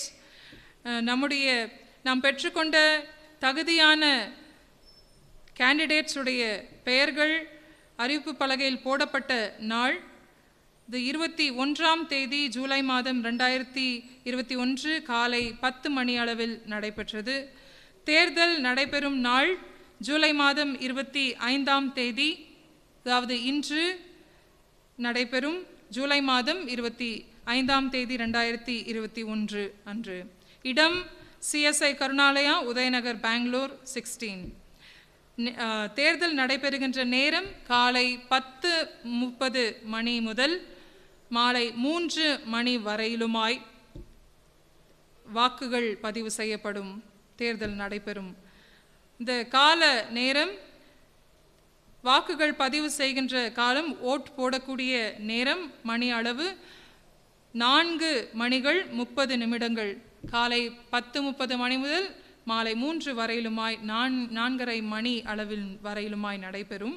Counting of pallets. வாக்குகளின் எண்ணிக்கை நடைபெறுவதற்கான நேரம் மாலை 4 மணி முதல் ஜூலை மாதம் 25ஆம் தேதி மாலை 4 மணிக்கு நடைபெறும். Declarations of names of successful candidates. வெற்றி பெற்ற நபர்களின் பெயர்களின் அறிவிப்பு வாக்கு எண்ணிக்கையின் பின்னர் நடைபெறும் என்பதை சபையாருக்கு தெரிவித்துக் கொள்கின்றோம். அதோடு கூட பரிபாலன குழு தேர்தலுக்கான 2021-2024 ஆகிய 3 ஆண்டுகளுக்கான பரிபாலன குழு தேர்தலுக்கான வாக்காளர் வேட்பாளருக்கான தகுதிகளை உங்களுடைய அறிவிப்புக்கென்று கொண்டு வருகின்றேன். 21 வயதிற்கு மேற்பட்டவராக இருக்க வேண்டும். திருவிருந்து அங்கத்தினராக இருக்க வேண்டும். இறை வழிபாட்டில் ஒழுங்காக தவறாமல் கலந்து கொண்டு குறைந்தது வருடத்தில் 3 முறை திருவிருந்தில் பங்கு பெற்றவராக இருக்க வேண்டும். தேர்தல் நடைபெறுவதற்கு முன் தொடர்ச்சியாக திருச்சபையில் 1 வருட காலம் அங்கம் வகித்திருத்தல் வேண்டும். அல்லது வேறு தென்னிந்திய திருச்சபை அங்கத்தினராக இருந்தால் மாற்று சான்றிதழ் பெற்று தந்திருக்க வேண்டும். கடந்த 3 ஆண்டுகளில் பேராயரால் எந்த ஒழுங்கு நடவடிக்கையும் எடுக்கப்படாதவராக இருக்க வேண்டும். CSI கருணாலயா ஆலயம் தவிர கர்நாடக மத்திய திருமண்டலத்தை சார்ந்த வேறு எந்த சபைகளிலும் அங்கத்தினராக இருத்தல் கூடாது. Eligibility of candidates or voters for the pastorate committee election 2021 to 2024 is as follows. A candidate or voter shall be over 21 years of age, be a regular communicant member of the church, willing to abide by the faith and the order of the church, have been regular in attendance at public worship, and shall have received communion in his or her congregation at least 3 times in the previous year, have been a member of the congregation of the concerned church for an unbroken period of 1 year prior to the election, or shall have obtained a valid transfer certificate from his or her previous CSI pastorate, and give a declaration that he or she is not a member of any other church, nor have been under any discipline by the order of the bishop, and shall not have openly abandoned the Christian faith during the 2 previous years, not be a voting member of any pastorate in the diocese. The essential point to keep in mind regarding the election of members is that the administration of the affairs of the pastorate should be entrusted to those most fitted for this spiritual task, and who, in the opinion of the pastorate, have been called of God for such purpose.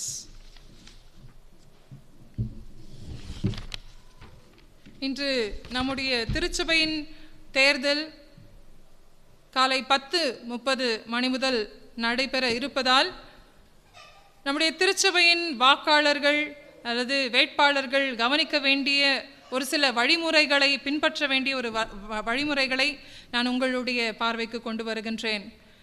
தேர்தல் நடைபெறுகின்ற நாள் இன்று ஜூலை மாதம் 25ஆம் தேதி 2001 காலை 10:30 மணி முதல் மாலை 3 மணி வரையிலுமாய் வாக்குப்பதிவுகள் நடைபெறும். ஓட் போடுற டைம் காலை 10:30 மணி முதல் மாலை 3 மணி வரையிலுமாய். இடம் நம்முடைய கருணாலயா திருச்சபையில் நடைபெறும். I request the congregation to kindly follow the guidelines mentioned below at the time of election. We will strictly be following the COVID protocols. இந்த கொரோனா பெருந்தொற்றின் சூழ்நிலையில் வாழ்ந்து கொண்டிருப்பதால் அதற்கான ஒவ்வொரு வழிமுறைகளையும் நாம் திருத்தமாக நாம் பின்பற்றும்படி அழைக்கப்படுகின்றோம். Nobody will be allowed inside the church without mask. எந்த ஒரு நபரும் மாஸ்க் இல்லாமல் திருச்சபையின் உள்ளே அனுமதிக்கப்பட மாட்டார். மாஸ்க் இல்லாமல் ஓட்டு போட வரக்கூடாது. Sanitizers and temperature check will be done before entering the church for voting. உங்களுக்காக நீங்கள் அங்கு வாக்குப்பதிவு செய்ய நுழைகின்ற அந்த என்ட்ரன்ஸ் ஆண்ட உங்களுக்கு சானிடைசர் வச்சுருப்பாங்க. அதோடு கூட உங்களுடைய டெம்பரேச்சரும் செக் பண்ணிட்டு தான் உள்ளே அனுப்புவாங்க. எனவே நீங்கள் வருகின்ற பொழுது உங்களுடைய சமூக இடைவெளியை கடைபிடித்து வரிசையில் கிரமமாக வரும்படி அன்போடு கேட்டுக்கொள்ளப்படுகிறீர்கள். Maintain social distance and come in a queue and no crowding should be there. யாரும் கூட்டம் கூட்டிட்டு திருச்சபையின் முன்னாடியோ அல்லது இந்த வாக்குப்பதிவு செய்கின்ற அந்த என்ட்ரன்ஸ் ஆண்டையோ இல்லை திருச்சபையின் அருகாமையிலோ கூட்டம் கூட்டிட்டு எங்கேயும் நிற்கக்கூடாது. சமூக இடைவெளியை கடைபிடிக்க வேண்டும். ஒன்றன் பின் ஒருவராக நீங்கள் வாக்குப்பதிவை செய்யும்படியாக வரும்படி கேட்டுக்கொள்ளுகின்றேன். Except those who enter the church for voting, no one should stand in the church premises. திருச்சபையின் அருகாமையில் ஓட்டு போடுறவங்க வரக்கூடியவர்களை தவிர்த்து வேறு யாரும் ஒருவரின் பின் ஒருவராக வர வேண்டும். வேறு யாரும் கூட்டம் கூட்டிட்டோ சர்ச்சு முன்னாடி யாருமே நிற்கவே கூடாது. Except those who enter the church for voting one by one in a queue, no one should stand in the church premises. There will be volunteers who will moderate the queue. அந்த வரிசையை கவனிப்பதற்காக உங்களுக்காக தன்னார்வ குழுவினர் இருப்பார்கள், volunteers இருப்பாங்க. அந்த வாலண்டியர்ஸ்கள் ஒவ்வொருவரும் நம்முடைய திருச்சபையை சார்ந்தவர்கள் அல்ல. எனவே உங்களுடைய அந்த கியூவை கண்காணிக்கக்கூடிய அந்த வாலண்டியர்ஸ் உங்களுக்கு உதவி செய்வார்கள். Manage parking your vehicles 200 meters away from the church. No vehicle should be parked near the church. Very strictly எந்த ஒரு வாகனமோ அல்லது 2 சக்கர வாகனமோ அல்லது 4 சக்கர வாகனங்களோ நம்முடைய திருச்சபையின் முன்பாகவோ திருச்சபையின் அருகாமையிலோ நீங்கள் அதை நிறுத்தக்கூடாது.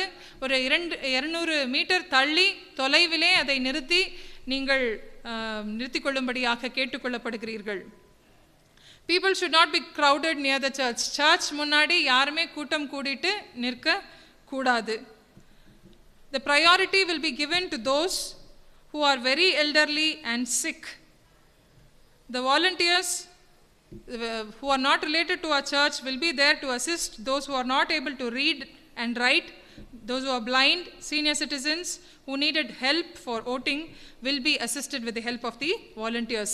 அதாவது உங்களுக்காக நம்முடைய திருச்சபையை சாராத இந்த வாலண்டியர்ஸ்கள், தன்னார்வ குழுவினர்கள் இருப்பார்கள். அவர்கள் ஒருவேளை வயது முதிர்ந்தவர்களாக இருக்கின்றவர்கள் ஓட்டு போட வருவாரானால், அல்லது நோயுற்று பலவீனமாய் இருக்கக்கூடியவர்கள் ஓட்டு போட வருவாங்கன்னா, அவங்களை யாரும் திருச்சபையின் அங்கத்தினர்கள் அவர்களுக்கு உதவி செய்யக்கூடாது. அவர்களுக்கு வாக்குப்பதிவு செய்யும்படியாக, அவர்களுக்கு ஓட்டு போடுறதுக்கு உதவியாக இங்குள்ள வாலண்டியர்ஸ் ஒருவேளை கண் பார்வை குறைவுள்ளவர்களாக இருக்கலாம், அல்லது மிகவும் பலவீனமானவர்களாக இருக்கலாம், அல்லது முதியவராக இருக்கலாம். அவர்களுக்கு முதன்மையான ஒரு முதல் உரிமை தரப்பட்டு இந்த வாக்கு செய்யப்படும்படியாக இங்குள்ள வாலண்டியர்ஸ் அவர்களுக்கு உதவி செய்வார்கள். எந்த ஒரு திருச்சபையின் அங்கத்தினரோ அவர்களுக்கு எந்த காரணத்திற்கொண்டும் உதவி செய்தல் கூடாது. Nobody from the church will assist people who require assistance for voting for whatever be the reason. அதோடு கூட வாக்குப்பதிவு செய்யக்கூடிய இந்த ஓட்டர்ஸாக வரக்கூடியவர்களுக்கு திருச்சபையின் சார்பாக உணவு பொட்டலங்கள் வழங்கப்படும்.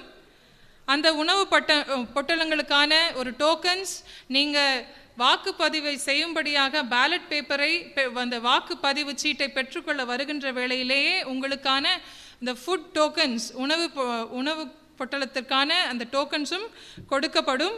எனவே அதை நீங்கள் பெற்றுக்கொண்டு உங்கள் வாக்குகளை பதிவு செய்துவிட்டு ஓட் போட்டுட்டு அந்த ஃபுட் டோக்கனை எடுத்துகிட்டு வந்து நீங்கள் இந்த சைட் டோர் வழியாய் வெளியேறுகின்ற பொழுதிலே, இந்த வெளியே உங்களுக்காக 2 வாலண்டியர்ஸ் இருப்பாங்க. அவங்கக்கிட்ட அந்த ஃபுட் டோக்கனை கொடுத்து உங்களுடைய உணவு பொட்டலத்தை பெற்றுக்கொண்டு அங்கு யாரும் நிற்கக்கூடாது. பெற்றவுடனே அங்கிருந்து நீங்கள் விலகி சென்று விட வேண்டும்.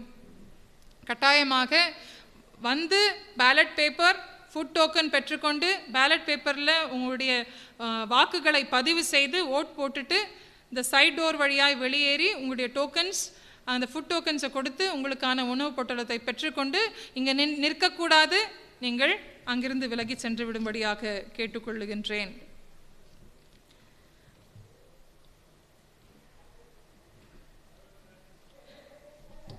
உங்களுக்கு வாக்குப்பதிவு செய்ய வரக்கூடியவர்கள், ஓட் போட வரக்கூடியவங்களுக்கு 3 கவுண்டர்ஸ் இருக்கும், 3 டேபிள்ஸ் இருக்கும், 3 கவுண்டர்ஸ் இருக்கும்.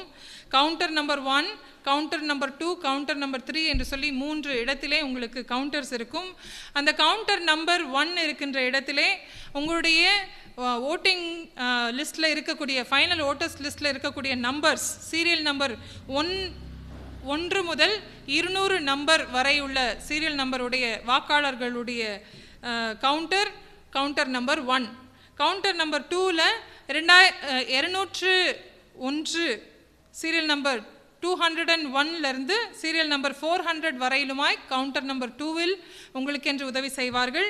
கவுண்டர் நம்பர் 3ல் 401 சீரியல் நம்பர் 401லிருந்து சீரியல் நம்பர் 613 வரையிலுமாய் கவுண்டர் நம்பர் 3ல் இருப்பாங்க. நீங்கள் என்டர் ஆகும்போதே 3 கவுண்டர் இருக்கும். ஃபர்ஸ்ட் கவுண்டரில் 1லேருந்து 200 வரையிலும், 2வது கவுண்டரில் 201லேருந்து 400 வரையிலும், 3வது கவுண்டரில் உங்களுக்கு 401லேருந்து 613 வரையிலுமாய் இருக்கக்கூடிய லிஸ்ட் வச்சுருப்பாங்க. அங்கே வந்து உங்களுடைய கையொப்பமிட்டு உங்களுடைய சிக்னேச்சர் போட்டு நீங்கள் பேலட் பேப்பரையும் ஃபுட் டோக்கனையும் நீங்கள் வாங்கி கொண்டு நீங்கள் வாக்களிக்கலாம்.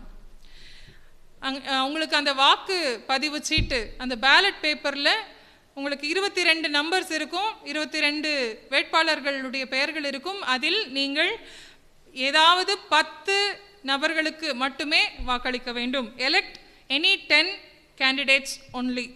அதற்கு அதிகமாக வாக்களிக்க கூடாது. லஞ்ச் பிரேக் 3 மணி அளவில் இருக்கும். வாக்கு எண்ணிக்கையின் நேரம் மாலை 4 மணிக்கு தொடங்கும். வெற்றி பெற்றவர்களுடைய பெயர்களை அறிவிப்பு எண்ணிக்கையின் பின்னர் நடைபெறும்.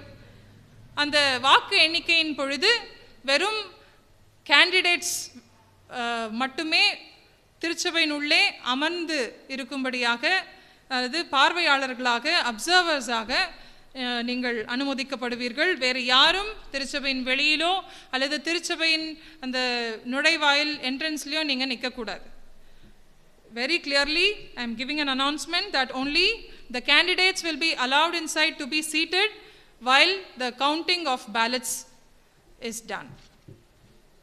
நீங்கள் இந்த வழிமுறைகளை எல்லாம் பின்பற்றி உங்கள் அனைவருடையும் ஒத்துழைப்பையும் தந்து ஜெப சிந்தையோடு நீங்கள் ஆண்டவர் உங்களை வழிநடத்துவதற்கு ஏற்ப நீங்கள் வாக்களிக்கும்படியாகவும் இன்றைய தேர்தலுக்காக நீங்கள் ஜெபித்துக் கொள்ளும்படியாகவும் அன்போடு நான் உங்களை உற்சாகப்படுத்துகின்றேன். கடந்த வாரத்திலும் இன்றுமாய் தங்களுடைய பிறந்த நாட்களையும் தங்களுடைய திருமண நாட்களையும் காணுகின்றவர்கள் உங்கள் யாவரையும் திருச்சபையின் ஆயர், திருச்சபையின் அனைத்து குடும்பங்களின் சார்பாக அன்போடு கூட வாழ்த்துகின்றேன். May God bless you in the new year which God has blessed you with. நாம் யாவரும் தலைகளை தாழ்த்தி ஜெபம் செய்வோம்.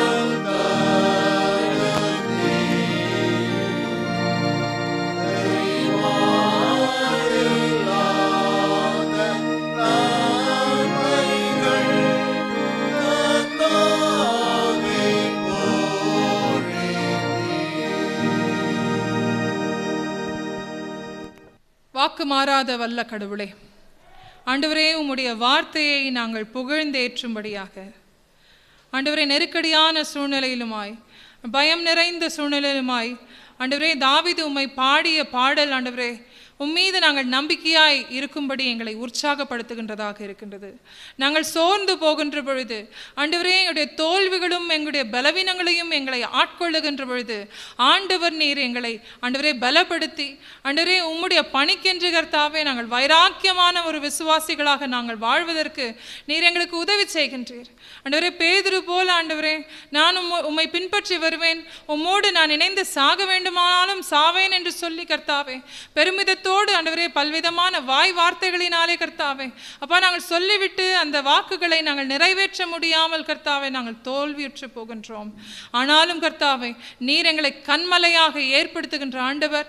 ஆண்டவரே, அந்த கண்மலையின் மீது ஆண்டவரே உம்முடைய திருச்சபையை கட்டுகின்ற ஆண்டவராக இருக்கின்றீர். ஆண்டவரே, எங்களை பயன்படுத்த வல்லவர் என்பதை கர்த்தாவே பேதுருவின் வாழ்விலிருந்து நாங்கள் உணர்கின்றோம். கர்த்தாவே, எங்களுக்குண்டான ஆண்டவரே நான் என்ற சுயத்தை ஆண்டவரே நாங்கள் சாகடிக்க எங்களுக்கு நீர் பலன் தாரும்.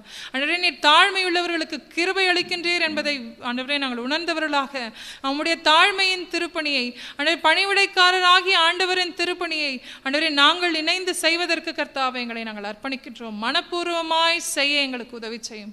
உற்சாகமான ஆவியை தந்து எங்களை நீர் தாங்கி நடத்தும்படியாக ஆண்டவரே எங்களுக்கு நீர் உதவி செய்ய வேண்டும் என்று நாங்கள் கெஞ்சி மன்றாடுகின்றோம். ஆமா ஆண்டவரே, ஆண்டவரே நாங்கள் உமக்கென்று எங்களையே நாங்கள் அர்ப்பணித்து வாழ கர்த்தாவே தடையாயிருக்கக்கூடிய எல்லா காரியங்களையும் எங்களுக்குள்ளே நாங்கள் சிலுவையில் அறைந்து கர்த்தாவே ஆண்டவரே எங்களுடைய பழைய வாழ்வு கர்த்தாவே ஒரு குற்ற உணர்வை எங்களுக்குள்ளே ஏற்படுத்தாதபடிக்கு கர்த்தாவே அந்த பழைய வாழ்வை முற்றிலும் அழித்து போடும்படியாக ஆண்டவரே புதிய மனிதர்களாக புதிய படைப்பாக வாழ எங்களுக்கு நீர் உதவி செய்யும் கர்த்தாவே. ஒருவன் கிறிஸ்துவுக்குள் இருந்தால் புது சிருஷ்டியாயிருப்பான், பழையவைகள் எல்லாம் ஒழிந்து போயின, எல்லாம் புதிதாயின என்று சொன்னது போல கர்த்தாவே பழையங்க ஒரு சிலவற்றை மற்றும் ஒழித்து போடாதபடிக்கு முற்றிலுமாய் ஒழித்து போட்டு புதிய படைப்புகளாக புதிய மனிதர்களாக ஆண்டவரே நாங்கள் புதுப்பிக்கப்பட்ட ஒரு வாழ்க்கை வாழ்ந்து உமக்கு சாட்சி பகர எங்களை நாங்கள் தாழ்த்தி ஒப்பு கொடுக்கின்றோம். ஆண்டவரே, புதிய வருடத்தை ஈவாக பெற்றிருக்கக்கூடிய ஆண்டவரே பிறந்த நாளை காணக்கூடிய சகோதர சகோதரிகள் ஒவ்வொருவரையும் உடைய சமூகத்தில் நாங்கள் ஒப்பு கொடுத்து ஜெபிக்கின்றோம். ஆண்டவரே, புதிய உடன்படிக்கை உறவை ஆண்டவரை புதுப்பித்துக் கொண்டவர்களாக இந்த திருமண வாழ்வை நீர் ஆசீர்வதித்து தந்திருக்கின்றே உம்மை நாங்கள் நன்றியோடு துதிக்கின்றோம் கர்த்தாவே. அவர்களுக்கு நீர் இன்னொரு ஆண்டு உமக்கு சாட்சியாக வாழ நீர் தந்திருக்கின்றீர். ஆண்டவரே, நீர் ஆண்டவரே அவர்களை ஆண்டவரே பொறுப்புள்ளவர்களாக எண்ணி ஆண்டவரே இந்த வாழ்வை கர்த்தாவே அர்த்தமிக்கதாக வாழ, உமக்கு பிரியமுள்ளதாக வாழ கர்த்தாவே. அப்பா ஆண்டவரே, அவர்கள் அர்ப்பணித்திருக்கின்றது நீர் அறிவீர். இந்த வருடத்திலே அவர்கள் எதிர்கொள்ளுகின்ற சவால்கள், அவர்கள் கடந்து வருகின்ற அனுபவங்கள், அவர்களுக்கென்று நீர் வாய்த்திருக்கின்ற வாய்ப்புகள் ஆண்டவரே, நீர் எதிர்கால திட்டங்கள் ஒவ்வொன்றையுமாய் கர்த்தாவே அப்பா நீர் நிறைவேற்ற அவர்களுடைய வாழ்வை உம்முடைய கரங்களுக்குள்ளே நாங்கள் தாழ்த்தி ஒப்புக் கொடுக்கின்றோம். ஆண்டவரே, இன்று நடைபெற இருக்கின்ற ஆண்டவரே திருச்சபையின் தேர்தலுக்காக உம்முடைய சந்நிதிக்குள்ளே ஆண்டவரே நாங்கள் வந்து அதற்காக நாங்கள் ஜெபிக்கின்றோம் கர்த்தாவே. அப்பா ஆண்டவரே, அந்த திருச்சபையின் ஆண்டவரே தேர்தலை கர்த்தாவே அப்பா முறையாய் செய்வதற்கு கர்த்தாவே உம்முடைய ஆலோசனை, உம்முடைய வழிநடத்தல் கர்த்தாவே எங்களுக்கு போதுமானதாக இருந்து ஆண்டவரை நீர் நடத்த வேண்டுமாய் நாங்கள் கெஞ்சி மன்றாடுகின்றோம்.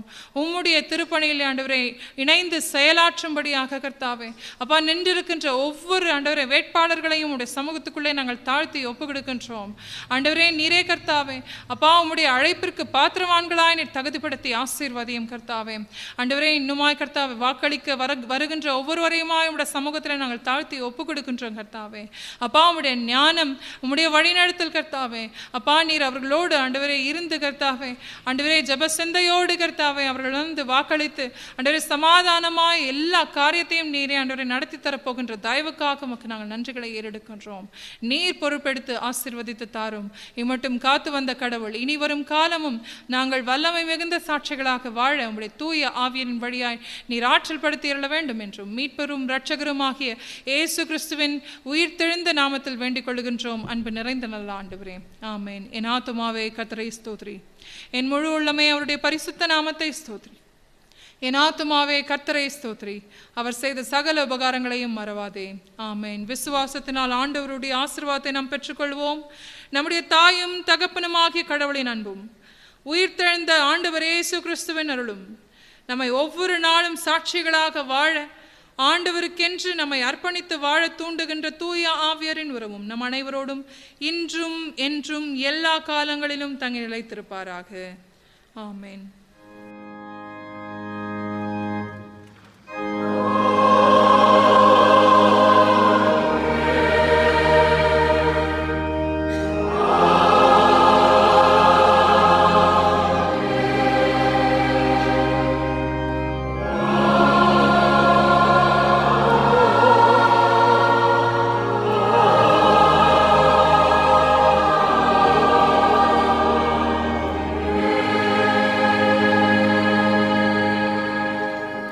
நிறைவு பாடலாக நாம் யாவரும் இணைந்து எனக்காய் ஜீவன் விட்டவரே, என்னோடு இருக்க எழுந்தவரே என்ற பாடலை பாடி நாம் கடவுளை போற்றி துதிப்போம்.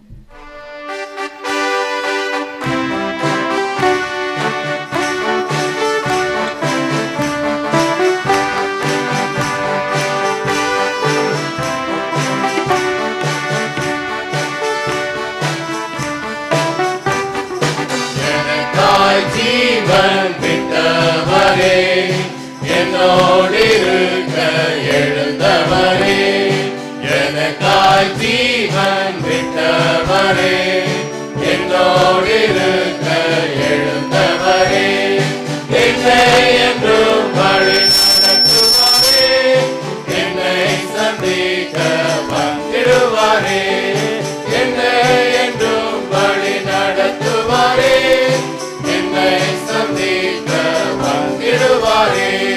இயேசு போதுமே போதுமே, இயேசு போதுமே போதுமே, எந்த நாளிலுமே என் நிலையிலுமே என்ன வாழ்வினிலே இயேசு போதுமே.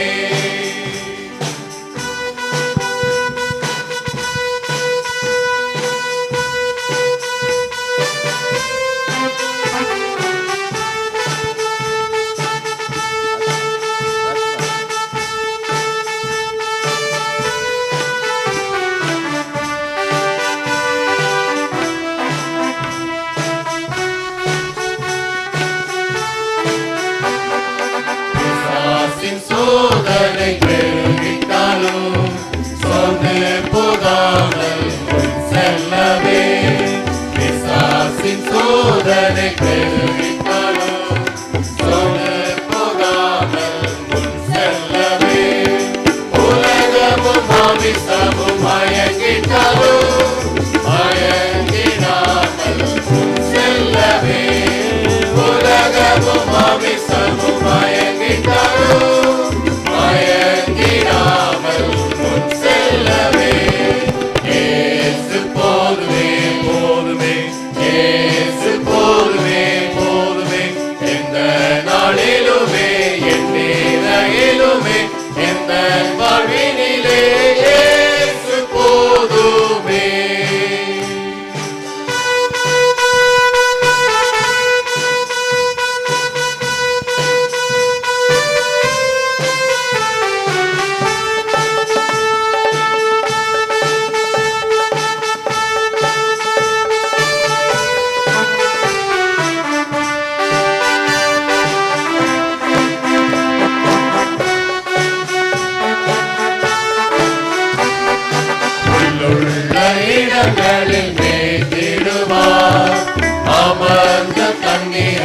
நடத்திடுவார், உள்ளுள்ள இடங்களில் வைத்திடுவார், அமர்ந்த தண்ணீரண்டை நடத்திடுவார், ஆத்துமாவை தினம் தேற்றிடுவார், மரண பள்ளத்தாக்கில் காத்திடுவார், ஆத்துமாவை தினம் தேற்றிடுவார், மரண பள்ளத்தாக்கில் காத்திடுவார்.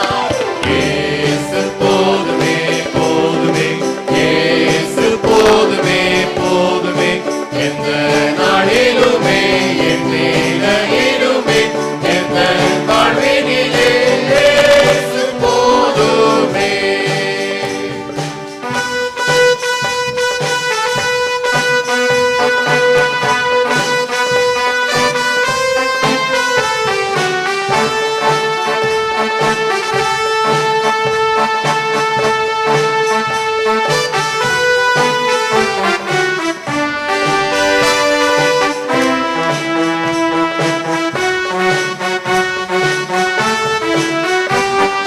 மனிதர் என்னை கைவிட்டாலும், மாமிசம் அழுகி நாரிட்டாலும், மனிதர் என்னை கைவிட்டாலும், மாமிசம் அழுகி நாரிட்டாலும், ஐஸ்வர்யம் யாவும் அழிந்திட்டாலும், ஆகாதவன் என்று தள்ளிவிட்டாலும், ஐஸ்வர்யம் யாவும் அழிந்திட்டாலும், ஆகாதவன் என்று தள்ளிவிட்டாலும், இயேசு போதுமே போதுமே, இயேசு போதுமே போதுமே, எந்த நாளிலுமே என் நிலையிலுமே, எந்த வாழ்வினிலே இயேசு போதுமே, எந்த நாளிலுமே என் நிலையிலுமே, எந்த வாழ்வினிலே இயேசு போதுமே. கர்த்தர் உங்கள் யாவரையும் ஆசீர்வதித்து காப்பாராக. God bless you.